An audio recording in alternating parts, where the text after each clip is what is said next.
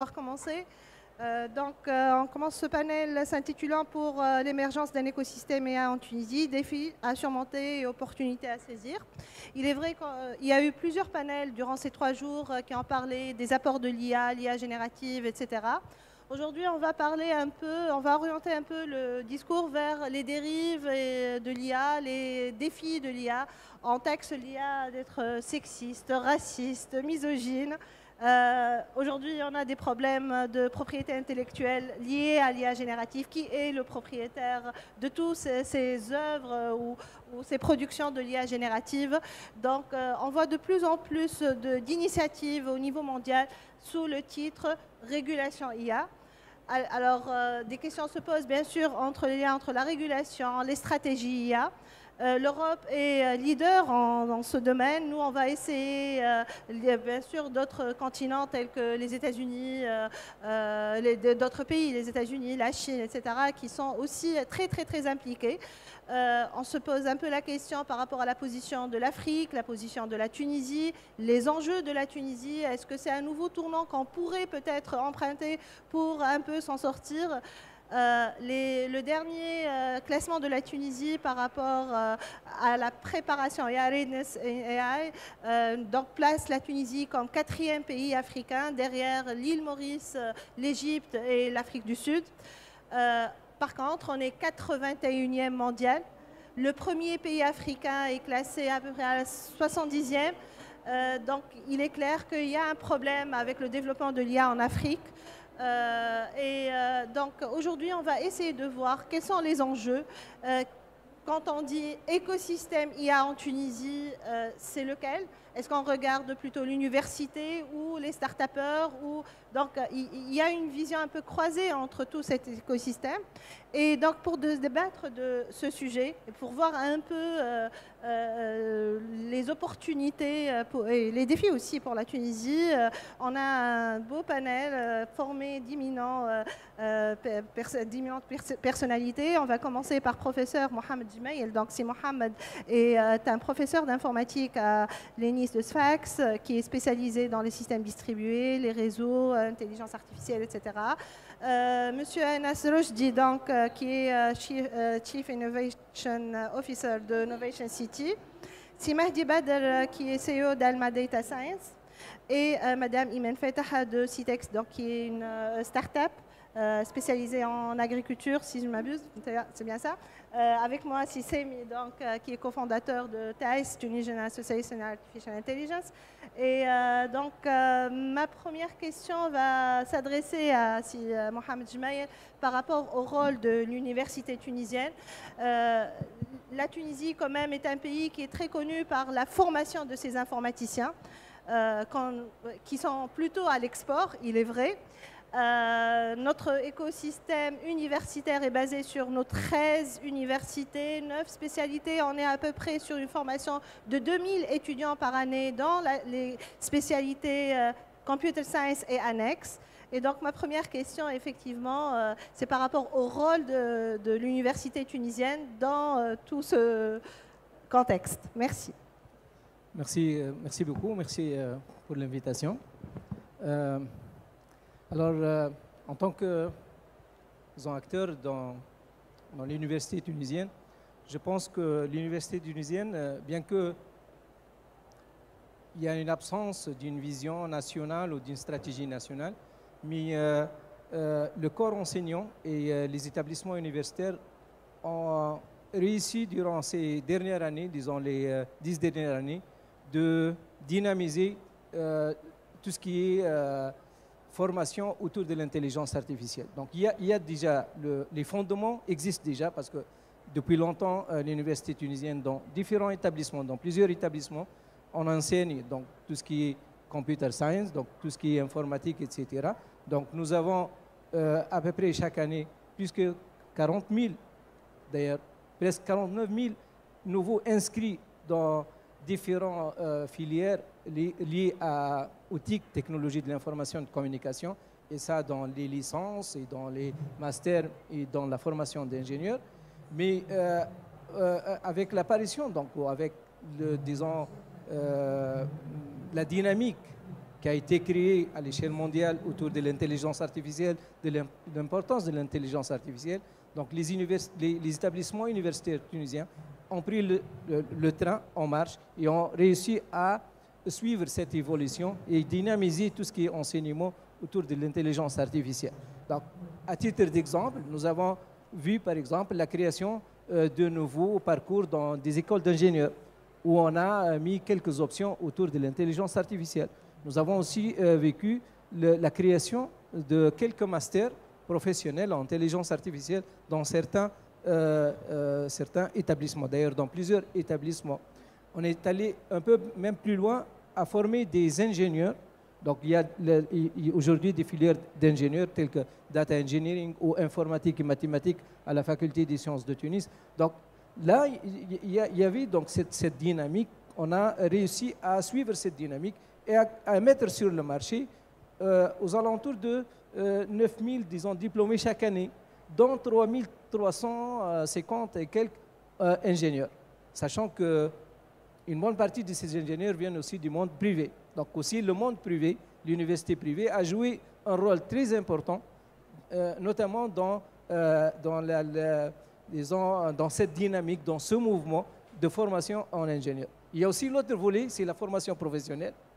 Par exemple, le Go My Codes, c'est une start-up aujourd'hui qui est en train de jouer un rôle très important dans la formation de nos jeunes, justement dans tout ce qui est donc, nouvelles technologies, mais particulièrement intelligence artificielle.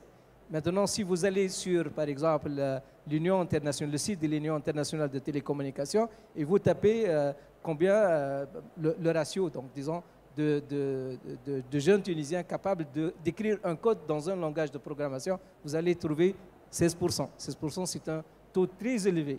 Comparé avec des pays tels que, par exemple, Malaisie et Norvège, etc., nous sommes très bien classés. Donc là, sur ce plan, je pense que la dynamique en termes de formation, en termes de training, est en train de prendre forme. Déjà, je pense qu'il a déjà pris forme. Donc aujourd'hui, sur ce plan, on est très bien placé. Bien que dans la notation par rapport à e-readiness, sur ce volet, le volet technologie, on n'est pas bien noté. Alors la question qui se pose, pourquoi? Parce que l'écosystème, parce qu'on doit prendre en considération, par exemple, tout ce qui est infrastructure. Vous voyez, toute cette dynamique de formation, etc., elle se fait en absence d'une plateforme technologique assez avancée, comme la plateforme qui existe ou des plateformes qui existent à l'échelle mondiale. La Tunisie, aujourd'hui, il y a une absence totale de plateformes, à part quelques initiatives, des petites initiatives telles que le GTX 100 qui vient d'être installé dans certains établissements privés, mais il s'agit de petites plateformes. Là, les plateformes aujourd'hui de IA, ce sont des plateformes où on a des supercalculateurs de quelques centaines de milliers de cœurs. Nous, on a quelques centaines ou quelques dizaines de cœurs seulement. Bon, mais ce sont les éléments qui font de la Tunisie aujourd'hui en retard par rapport à plusieurs pays. Un, c'est donc l'infrastructure qui est quasiment absente. Et deux, c'est la data aussi. On en parlera peut-être plus tard. Je vous rends la parole. Merci, Si Mohamed. Effectivement, en réponse un peu à votre question, le pourquoi du retard un peu pris par la Tunisie, qui sont l'île Maurice, l'Égypte et l'Afrique du Sud, empêche par le manque de vision par rapport à l'Égypte et l'île Maurice et un peu par l'infrastructure par rapport à l'Afrique du Sud, ce qui n'est pas très surprenant. Donc on a aussi, je pense, un rôle à jouer dans les annonces. Ces pays-là, on va dire, savent un peu vendre leur savoir-faire. Un salon comme Big Tech fait très bien les choses. Effectivement, je pense en Tunisie, on doit aussi promouvoir toutes les recherches qu'on est en train de faire au niveau de l'université. Je vais passer la parole à Semi pour qu'il s'occupe un peu du deuxième pilier. Donc ce deuxième pilier qui n'est pas au sein de l'université, il est un peu issu de l'université. Donc Semi, à toi de jouer pour les startups et le monde économique. Merci Nahla pour Donc là, la question, j'irais, qui se pose aujourd'hui après l'université, on a vu, j'irais, on a des très bons talents, une très bonne formation, du Tunisia qui sont très forts en coding, Donc, on va passer, aux startups. J'irai l'exemple aujourd'hui. C'est Innovation City, c'est un exemple aujourd'hui en termes d'accélération. Quelles sont aujourd'hui, pour moi, la question, les difficultés qui sont rencontrées aujourd'hui par les startups en Tunisie? Donc, est-ce que c'est réglementaire? Est-ce que c'est financier? Est-ce que c'est infrastructure? Donc, je pose la question à Madame Imen Fetah, vous travaillez à l'Innovation City, c'est ça? Cibex. Cibex, ah d'accord, j'irai avec Amira Chaniour. Amira. D'accord. Donc, si vous pouvez répondre à notre question. Oui, tout à fait. En fait, c'est un peu de tout. Un peu plus fort. En fait, c'est...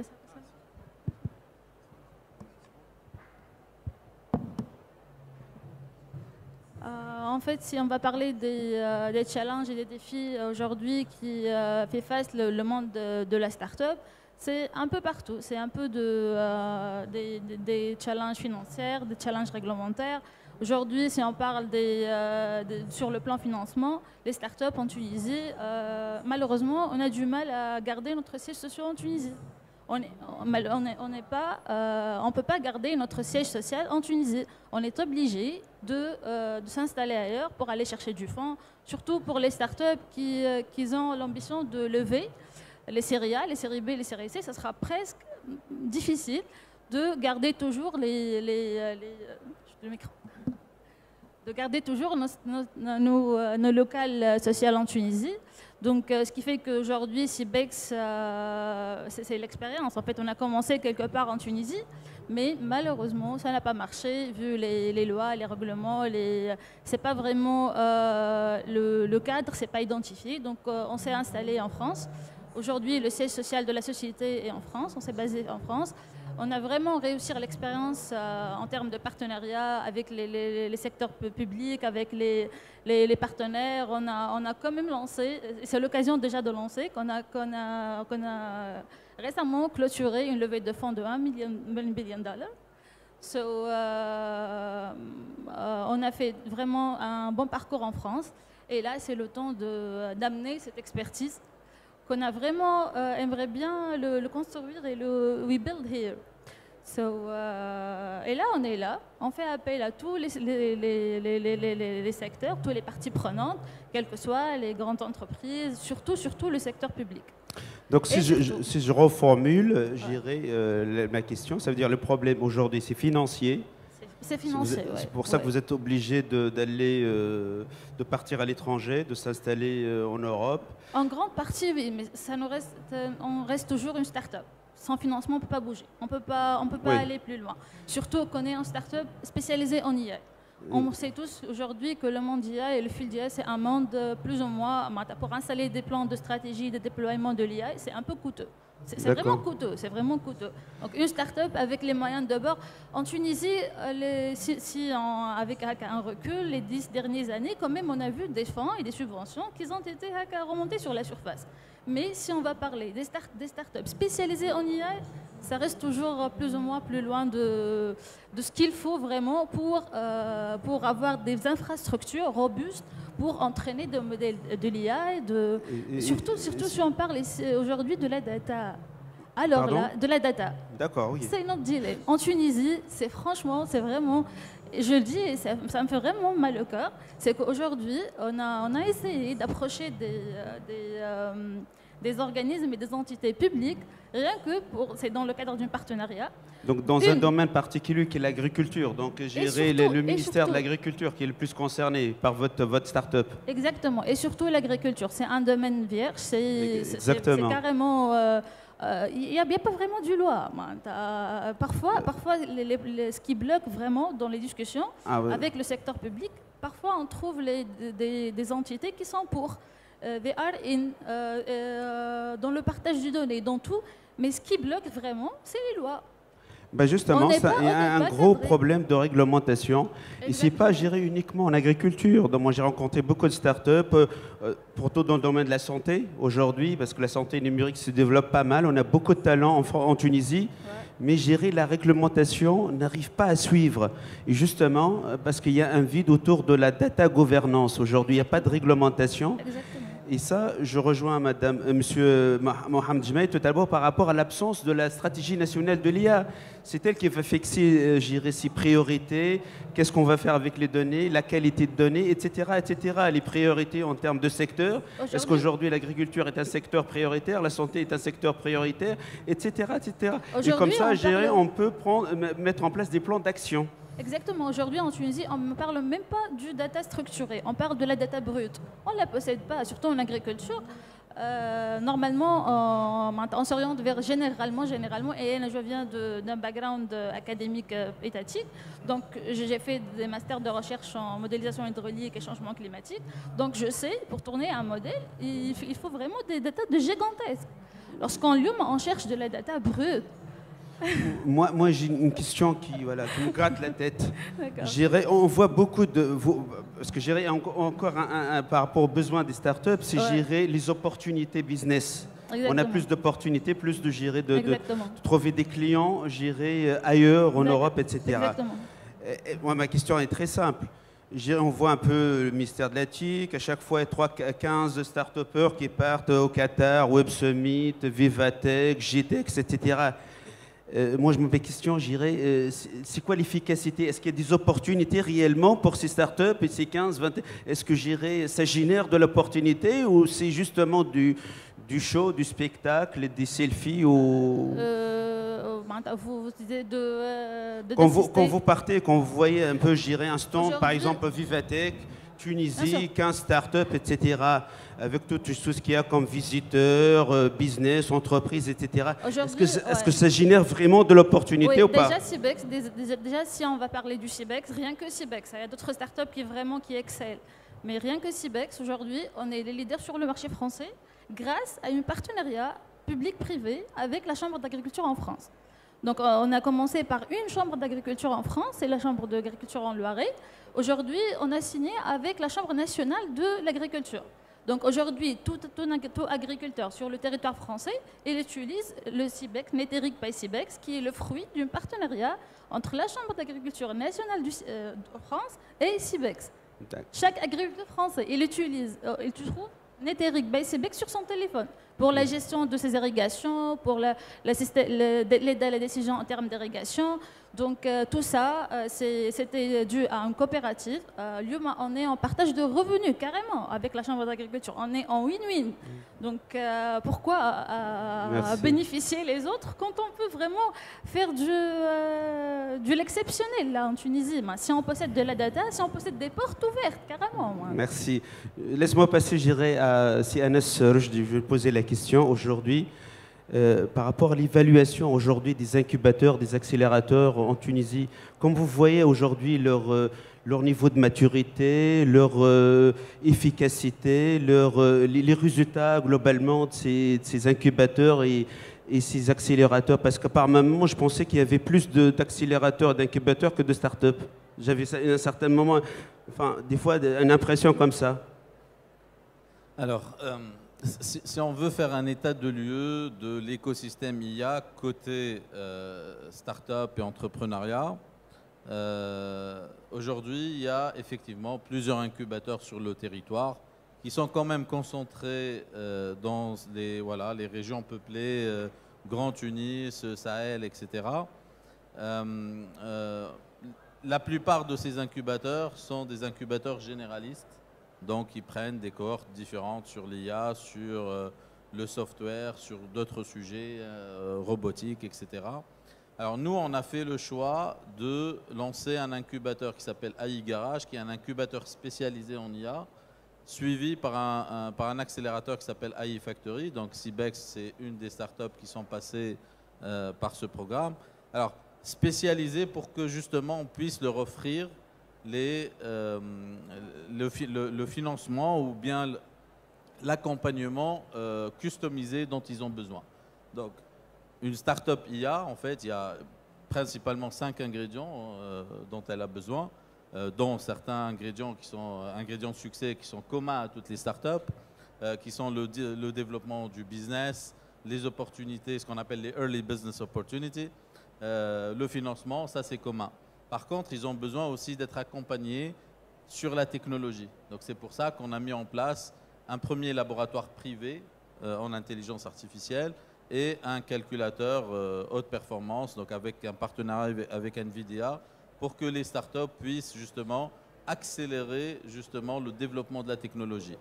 La deuxième phase, ou le deuxième ingrédient, c'est justement les data. Aujourd'hui, il y a une problématique effectivement pour les startups pour pouvoir développer leur algorithme, c'est l'acquisition de data. Structurée, brute, whatever. Aujourd'hui, on a une difficulté à accéder à la data. Il n'y a pas une banque nationale de data, malgré certaines initiatives d'open sourcing, etc. Mais on n'a pas une banque nationale aujourd'hui de data sur les différents sujets importants pour le pays. Agriculture, les eaux, l'industrie, la santé, etc. Et donc, en fait, pour contourner ce problème, ce qu'on a fait, c'est on a mis en place une petite banque au niveau du programme qui acquiert de la data artificielle, etc.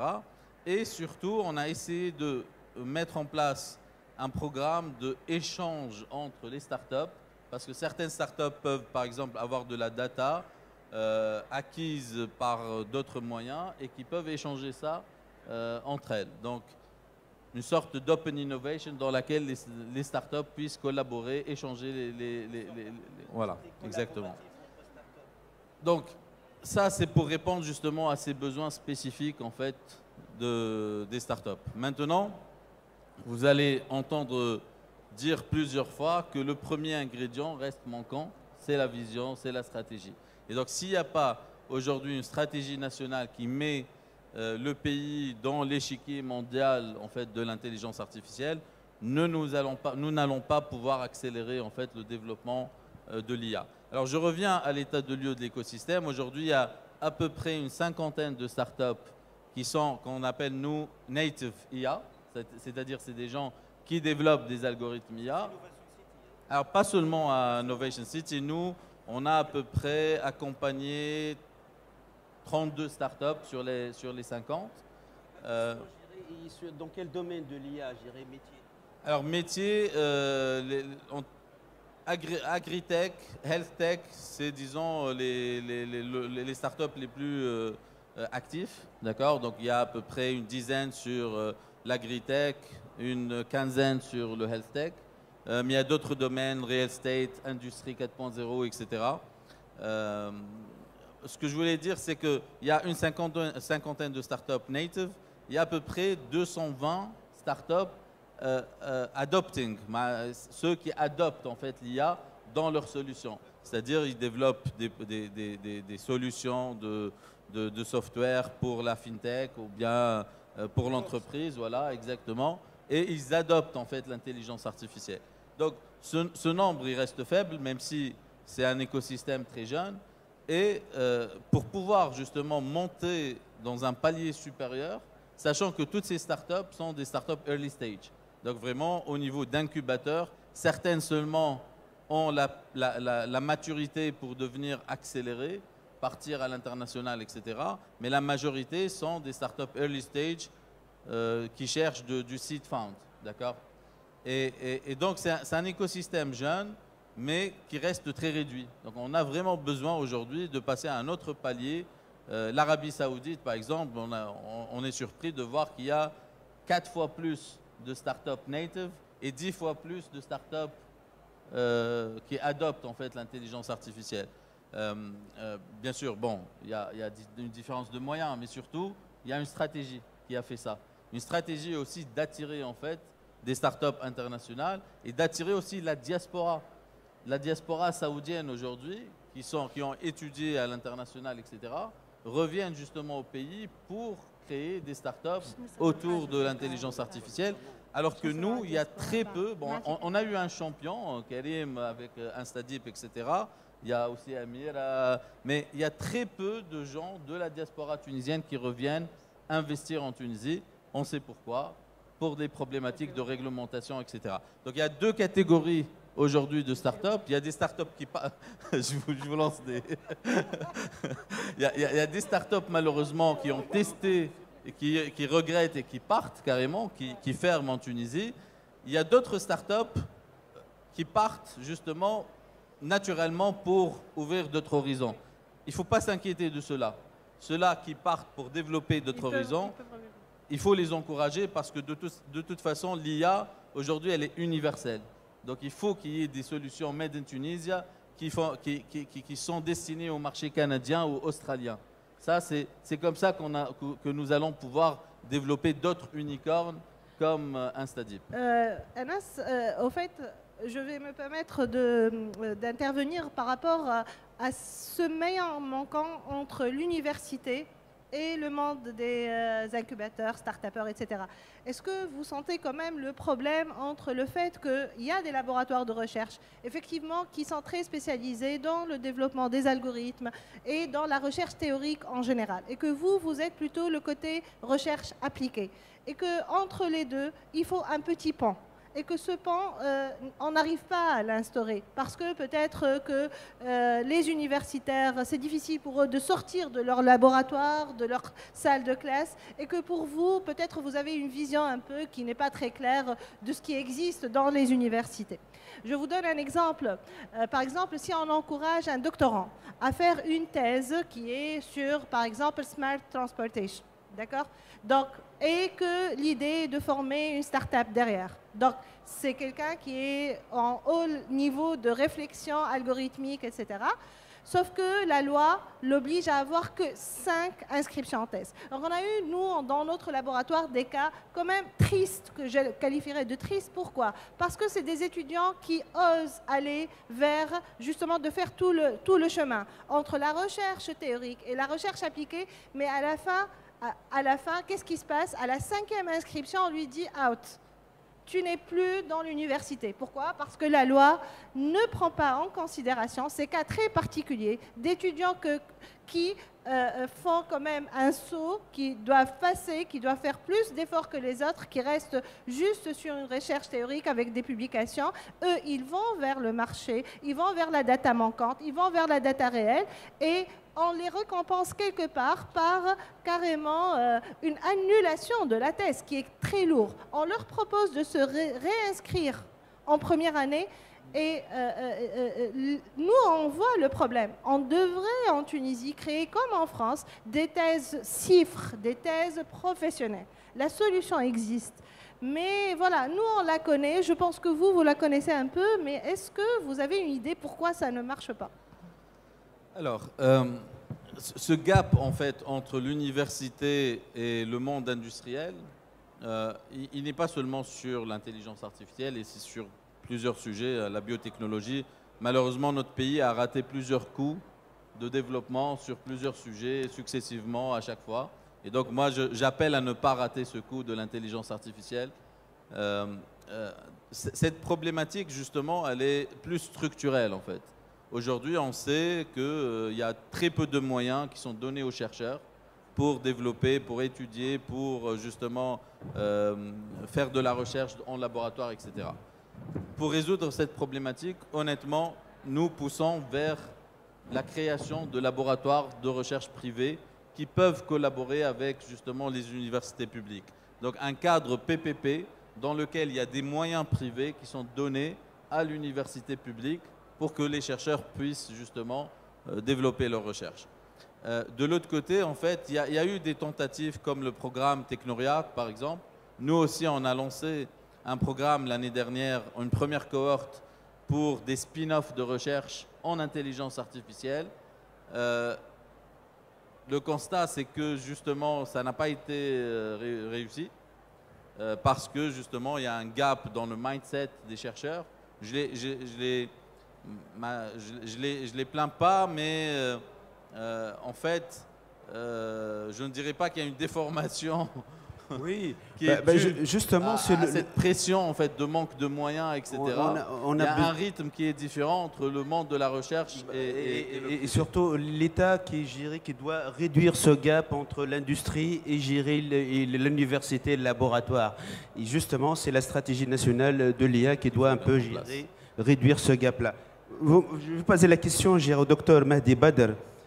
Aujourd'hui, vu de l'extérieur, vous êtes géré CEO et fondateur de plusieurs startups gérées à l'étranger, en France. Vous avez beaucoup d'expérience. De l'extérieur, comment on voit la Tunisie aujourd'hui par rapport à votre retour d'expérience? Qu'est-ce qu'il faut aujourd'hui pour, lancer cette mécanique un peu pour libérer ces énergies, ces talents, ce système qui est un peu encore sclérosé, etc. Mahdi. Je pense que merci. C'est le cœur de la discussion, à mon avis. C'est comment lancer, finalement libérer l'intelligence artificielle. Il y a vraiment un seul critère, vraiment un seul, c'est pour l'IA ou pour le reste. C'est à partir du moment où on n'a pas, en tant qu'expert technique, identifié la valeur ajoutée financière pour le capital, on ne sortira rien. Et surtout, je vais plus loin, il ne faut pas s'étonner pour ça. Pour quelle raison, moi, je vais investir 3 milliards de dinars alors que j'arrive même pas à comprendre ce que vous êtes en train de faire? Quel fou peut mettre autant d'argent sur une technologie qu'il ne comprend pas? Donc notre rôle en tant qu'expert technique, c'est de vulgariser, simplifier, travailler main dans la main avec le capital, expliquer et trouver le business model. Ce n'est pas parce que je suis très intelligent ou parce que je suis techniquement très très fort que je dois réussir. Il n'y a aucune raison pour réussir. Et d'ailleurs, ce n'est pas parce que j'ai une idée très intelligente que ça doit marcher. Au contraire, c'est même l'inverse. La réalité montre que ce sont les idées les plus simples, J'y étais. Donc j'étais au CNRS, j'ai passé 3 ans dans un laboratoire de recherche, j'ai écrit des algorithmes, j'ai fait des benchmarks, j'ai utilisé des supercalculateurs. Tout ça, je l'ai fait. Et j'ai décidé de partir parce que j'ai compris que je n'ai pas de valeur ajoutée directe d'aujourd'hui. Donc je voulais vraiment toucher cette valeur-là. Je voulais apporter une solution à une société qui me dit « Grâce à toi, j'ai gagné 3 millions d'euros. Grâce à toi, mes salariés travaillent confortablement. Grâce à toi, je gagne beaucoup de temps aujourd'hui. Grâce à toi, je connais plein de choses sur mon marché. » Et c'est ça qui m'anime tout le temps, c'est de dire on a un rôle très très important. Tous ceux qui ont une expertise métier ou une expertise technique quelque part, c'est de s'ouvrir à l'autre et de partager. Alors le rôle du pays, c'est quoi? Parce que c'est vrai, c'est très important ce qu'on vient de dire sur le rôle de l'État et quel rôle peut jouer. Il y a 2 manières de faire, il n'y a pas qu'une seule. Vraiment, il faut faire très attention, il y a 2 manières de faire. Il y a le modèle saoudien, il y a le modèle émirati, il y a le modèle qatari où l'État, il est moteur de quelque chose. C'est un moteur, c'est lui qui investit, c'est lui qui met l'argent, c'est lui qui ramène les experts, il les paye 10 fois plus élevés que les autres pays, il montre des use cases, il applique ça dans l'administration. L'administration émirati, elle est digitalisée à 100%. 100%, elle est digitalisée. Ça, c'est un vrai moteur du pays. Il y a d'autres pays, notamment comme la France, ce n'est pas l'État qui est moteur forcément. Il y a beaucoup de programmes, il y a beaucoup de financement, c'est vrai. Par contre, ce n'est pas lui le moteur. Aux États-Unis, ce n'est pas l'État qui est moteur, c'est le privé qui est moteur. Donc, quand Meta et Facebook proposent des solutions, je pense que vous êtes tous d'accord avec moi que l'État américain n'a pas préparé le terrain. D'abord, ils ont volé des données, ils ont cassé plein de portes, ils ont volé des choses illégales, et ainsi de suite. On a un exemple très sympathique de start-up en France qui s'appelle Doctrine. C'est une société qui a fait quelque chose de très simple. Elle a juste collecté de la jurisprudence. C'est des données ouvertes comme ça. Ils ont même fait des méthodes visiblement pas très acceptables et ils ont récupéré quasiment tout le marché de la jurisprudence et du légal. Et l'État n'a pas aidé à ça, la jurisprudence n'était pas ouverte comme aujourd'hui, et ainsi de suite. Donc, notre rôle, il est très important. Je ne pense pas qu'en Tunisie, on est dans un contexte où l'État va être moteur. Ce n'est pas le cas.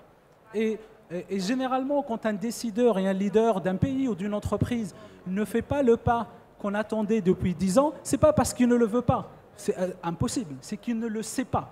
Il ne sait pas faire ça. Ne demandez pas beaucoup plus à des gens qui n'ont pas ces compétences-là. Moi, je ne peux pas demander. Vous pouvez me demander quelle est la stratégie de la médecine ou de l'agriculture. Je ne l'ai pas, cette compétence-là. Ne le demandez pas à moi. Par contre, absolument. Par contre, jouez votre rôle, expliquez votre métier, trouvez le business model. Alors, l'objectif d'une entreprise, start-up ou pas, c'est quoi? C'est de gagner de l'argent. C'est ne pas de faire montrer qu'on est les plus intelligents. D'accord? Donc quand Google, par exemple, montre qu'ils ont un super robot, un super calculateur, ce n'est pas du tout pour la recherche. C'est pour amener les investisseurs et être très bons dans la bourse. Donc c'est tout le temps financier. C'est le seul objectif de l'entreprise, c'est gagner de l'argent. Sinon, on ouvrira une association, une fondation, il y a d'autres exemples. Absolument. Donc vraiment, il faut être responsable. Si je ne réussis pas, je suis responsable. S'il n'y a pas la donnée, je dois la créer. Et pourquoi? Tout à l'heure, on parlait, il n'y a pas de données. Je sais, on est confronté à ça. Pourquoi il n'y a personne ici dans la salle ou nous, qui a créé une entreprise pour générer ces données-là, qui a créé des capteurs pour les générer eux-mêmes et de trouver un business model, et c'est leur rôle, et gagner leur vie avec ça. C'est tout. Et arrête. S'il manque quelque chose, on a un pays, peut-être, juste je m'arrête là, le dernier exemple. Non, n'arrête pas, juste je voulais intervenir par rapport à ça, juste pour prendre l'initiative pour la création de la donnée. Aujourd'hui, c'est à travers le fonds qu'on a réalisé. Il y a des budgets, vraiment des budgets énormes, localisés rien que pour le déploiement des plans stratégiques, des capteurs. Nous, en agriculture, on aura besoin des capteurs, peut-être des drones, des satellites et tout, mais on s'investit pour la collecte de la donnée. Des plans, carrément des stratégies de déploiement sur toute la Tunisie, juste pour avoir la donnée. Oui, ça rentre dans le business model de l'entreprise. Donc l'entreprise a besoin de la donnée pour fonctionner. Je dois arriver à convaincre tel agriculteur ou tel ministère de la valeur ajoutée de cet outil-là pour générer de la valeur pour tout le monde. C'est exactement ce que vous faites en France et c'est exceptionnel. C'est l'initiative. Ce que vous faites absolument. Donc il y a deux problèmes. C'est soit on n'a pas très bien expliqué, soit le marché n'est pas prêt. Par contre, attention, vous pouvez avoir une super idée, c'est pas le bon moment. Le marché n'est pas prêt pour cette idée-là. C'est la complexité d'une start-up. Le résultat par défaut d'une start-up, c'est échouer. Donc si vous avez peur d'échouer, ne le faites pas. Ne créez pas de start-up. Réussir une start-up, c'est une exception. Donc le premier jour, il faut être prêt à ça. Je vais échouer. Et par chance, vous allez réussir. C'est un risque à assumer. Absolument, il faut le prendre. Donc, c'est ma manière de réfléchir. Je suis responsable de tout.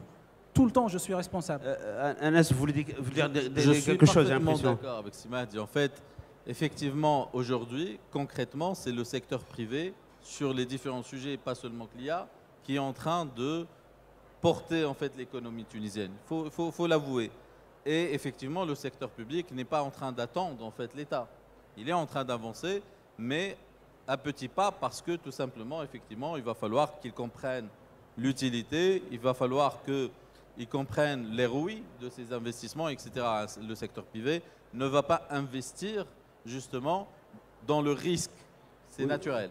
Et c'est ça la problématique. L'État, son rôle, c'est de prendre des risques.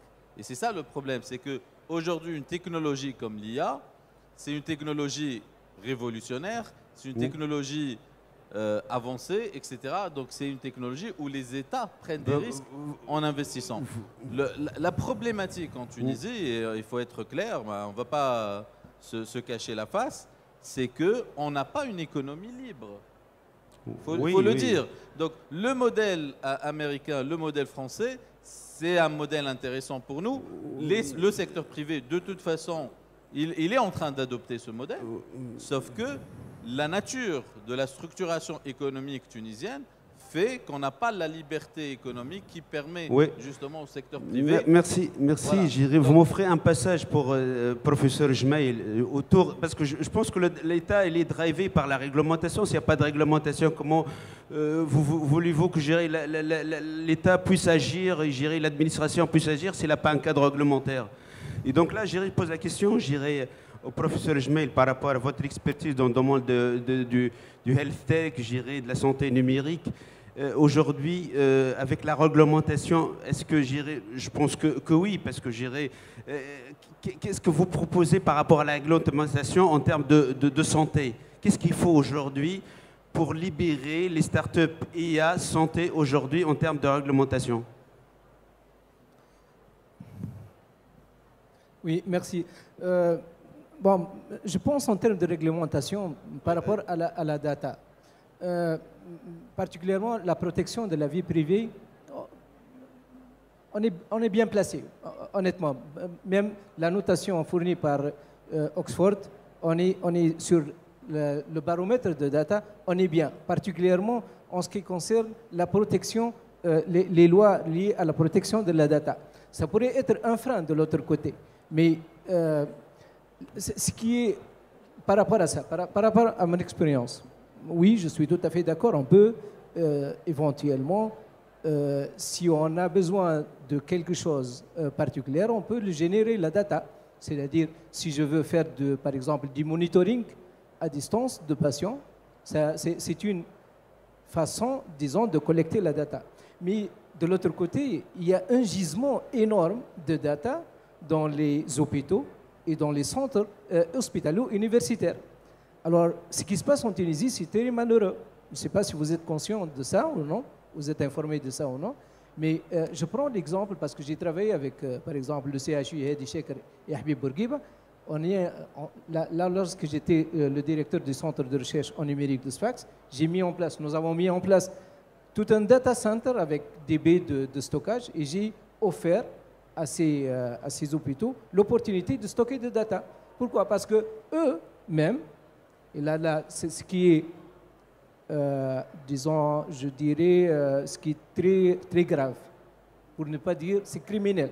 Parce qu'on est aujourd'hui dans des services où on collecte de la data sur une période de 2-3 mois, lorsque, par exemple, dans le service où on a, par exemple, de l'analyse biologique ou d'autres services de cardio, etc., où on collecte de la data des ECG, des cartos, des électrogrammes, etc.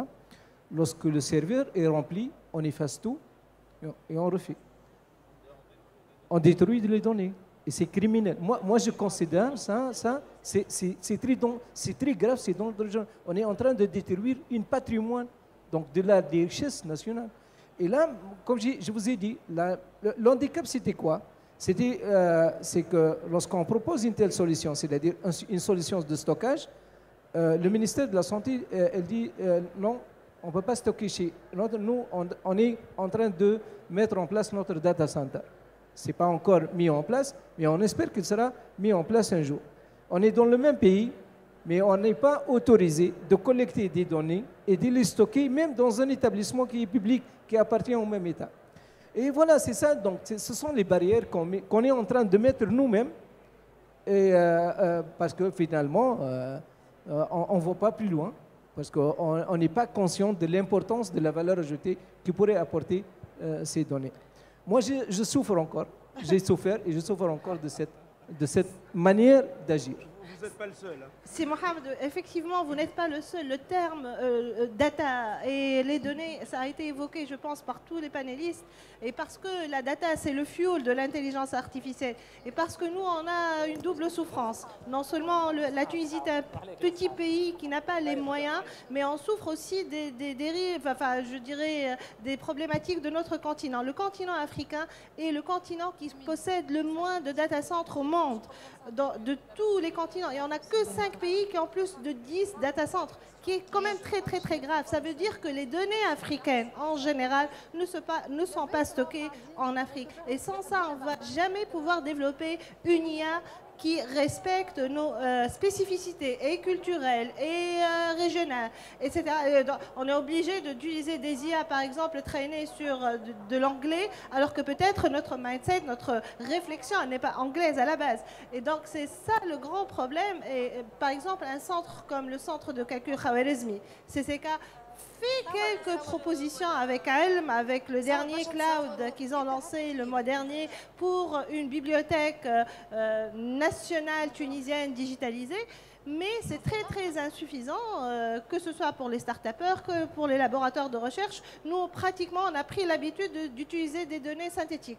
Ça devient une habitude, la vérité. Ouais. Même on dit aux étudiants, ne vous cassez pas la tête, jamais personne ne va vous donner la data.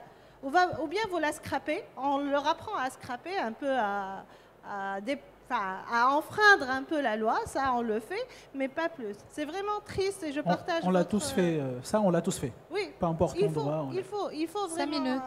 Voilà. Donc, vous voulez terminer la réflexion? Il y a un sujet très important, parce qu'on parlait beaucoup d'IA générative aujourd'hui, et on se disait les données africaines. Déjà, on peut s'arrêter aux tunisiennes, déjà, sur nos données, sur lesquelles on apprend et on utilise des modèles comme ChatGPT ou autres. Ici, partout, les jeunes, on l'utilise. Et peut-être qu'on est tous conscients, mais c'est bien de le rappeler, que ce sont des modèles qui ont appris sur des données avec d'autres cultures, ce qui n'est pas notre culture. Par exemple, je vous conseille de poser la question à ChatGPT, qu'est-ce qu'il en pense de Carthage et Rome? Vous allez être un peu surpris de sa manière de présenter les choses. Ça sera très différent de votre cours d'histoire que vous avez eu, qu'on a eu tous tout jeunes. Si vous demandez aussi l'histoire de la Tunisie, vous allez avoir plein de raccourcis, alors que c'était des moments très importants qu'on a eu. Et ça, c'est pas dû à rien, à part que nous, on n'a pas créé notre propre intelligence artificielle. Nous, on n'a pas travaillé sur ce sujet-là. On n'a pas créé de la donnée. On ne crée pas beaucoup de données. C'est pas que les data centers, évidemment, on n'a pas les moyens, le hardware, on l'a pas. C'est pas très grave. Par contre, ça rentre dans tout un process. Si on génère tous de la donnée, Wikipédia Tunisie est quasiment vide, il n'y a quasiment rien sur la Tunisie. D'ailleurs, ChatGPT, sur les sujets tunisiens, il est hyper limité, parce qu'il n'a pas la donnée, il ne l'a pas. Et par conséquent, il faut faire rentrer la donnée dans tout le process métier et business. La donnée, si la donnée, c'est le pilier de votre business, rentrez-la dans votre business model. C'est aussi simple que ça. Je tiens aussi à rappeler que, par exemple, ChatGPT a été modéré par des Kenyans à 2 $ l'heure. Le but aussi, c'est de ne pas être encore esclave du reste du monde en termes du digital.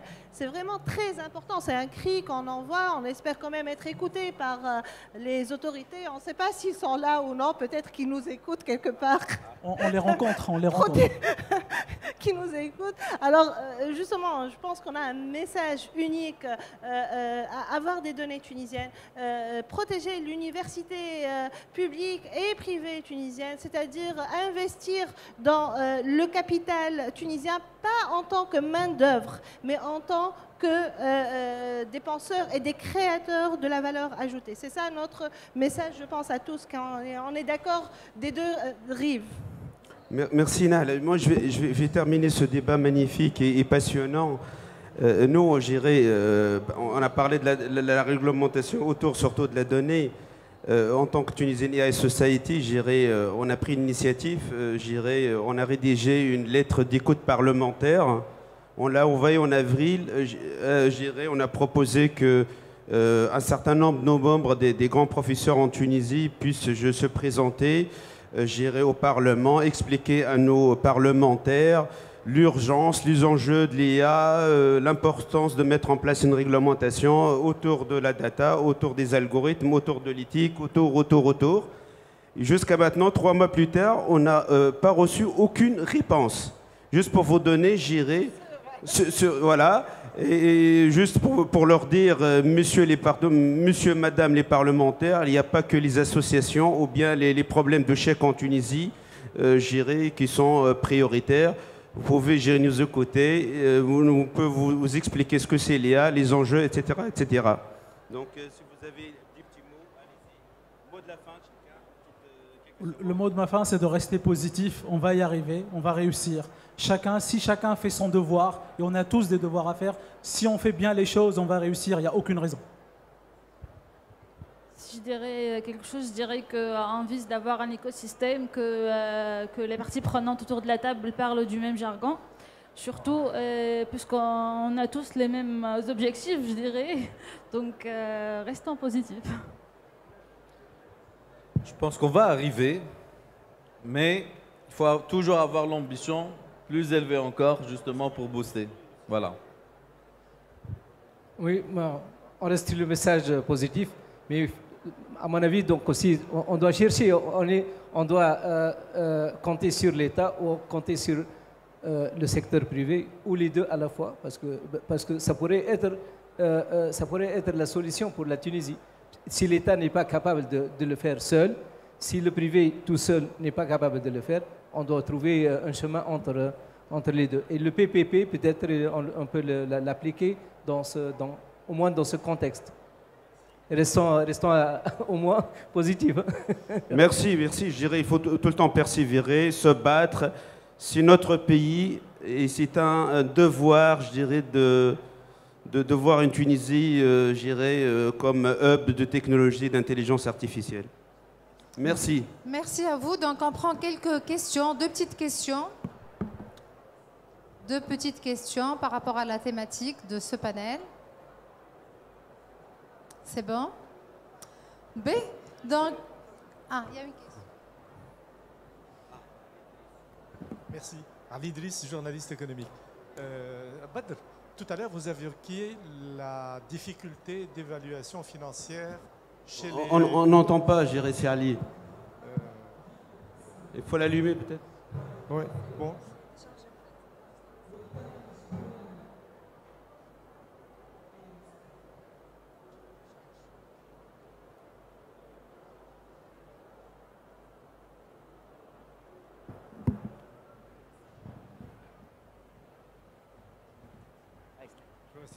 Alors, La difficulté, est-ce qu'elle tournerait autour de l'évaluation des brevets? C'est ça que vous évoquiez tout à l'heure. Ah, Badr, vous disiez que les startups avaient des difficultés pour attirer des investisseurs. Est-ce que ça a trait à la difficulté d'évaluation des brevets? Les brevets?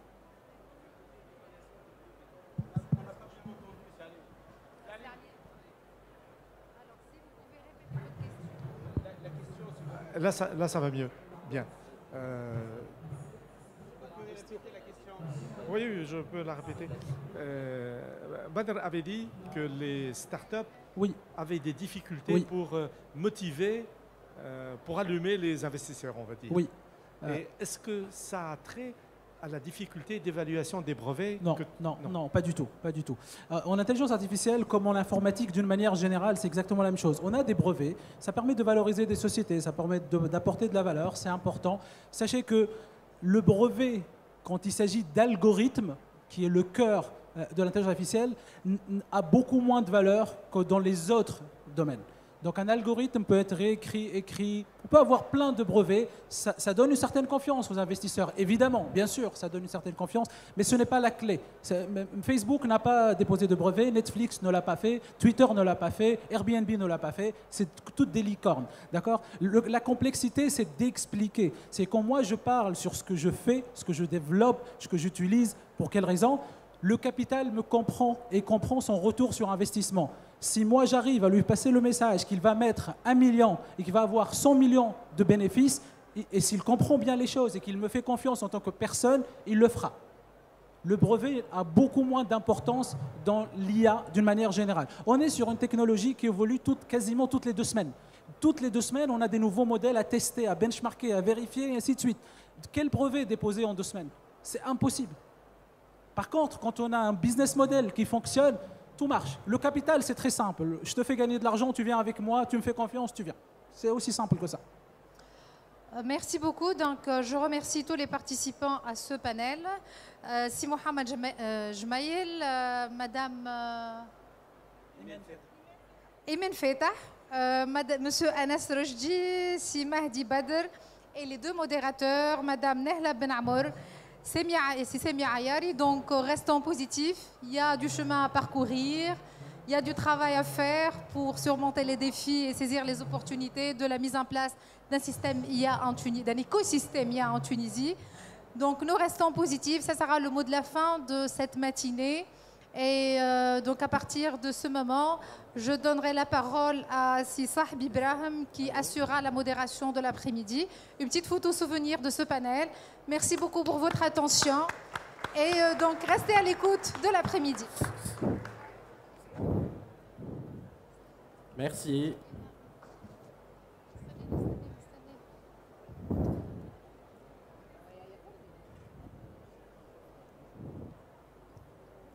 Oh, ça y est.